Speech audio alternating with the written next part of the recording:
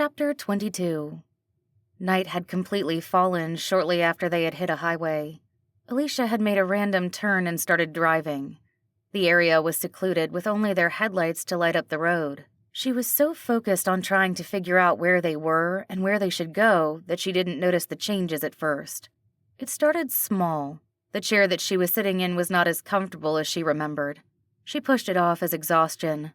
Then she glanced back at her son, still wide awake and staring out the window, and noticed that the seat was a faded blue color. She could have sworn it had been a light brown. She kept driving, looking for signs to help point her way.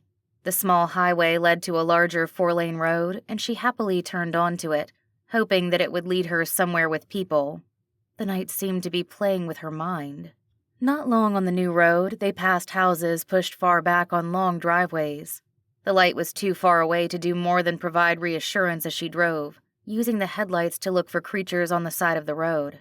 When the car gave a sudden lurch, they both jumped in their seats. The noise was louder in the silence. "What's that, Mommy?"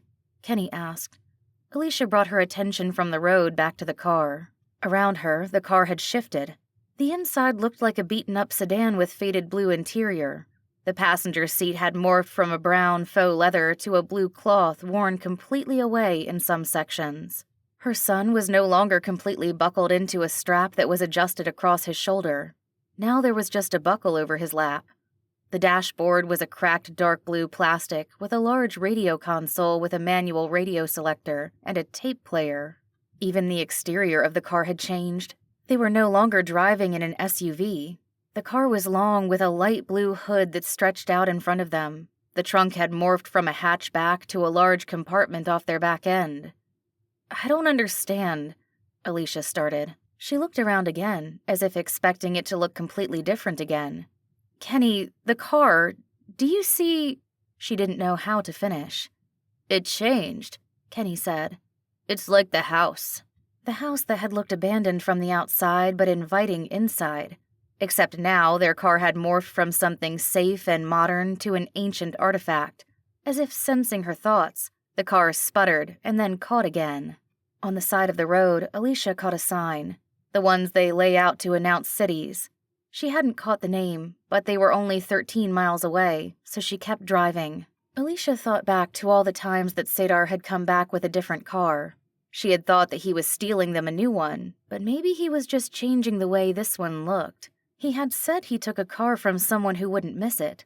She had assumed he meant they were financially well off, but maybe he had meant that one no one would want, a car that barely ran. "Did you know this was an illusion?" Alicia asked. "Could you sense it?" When he didn't answer, she looked back at him. His eyes were filled with tears and his shoulders were slumped. "It's okay, I didn't know either." They drove on for another few minutes before the car caught again. Alicia looked forward, willing the city to come into view. "If Sadar could make the car move with an illusion, then maybe you could as well. We just need to make it to the next city." "You told me not to do magic. I don't want the bad men to come." "I think maybe we left the bad men back in the house. If you couldn't sense the magic to illusion the car, then maybe others can't sense it either. We don't have far to go." Alicia watched in the rearview mirror, her attention split between the road and her son. Kenny reached his hand out over his car seat and put it on the bench. Around them, the car began to shift from the broken-down blue beast back into the light brown SUV they had been riding in most of the day. Alicia let out a small sigh. "Way to go, buddy! Thank you." But as soon as she spoke, the car made a loud knocking sound followed by another sputtering sound. Alicia looked back at Kenny in confusion, but he sat there, tears forming in his eyes. "I'm sorry, I tried to make it look right," he said. "It's okay, Kenny, you did good. We are almost there." She realized her mistake as soon as he had spoken.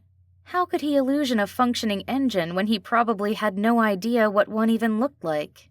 They continued forward, pushing the car for all it was worth, while it continued sputtering and knocking.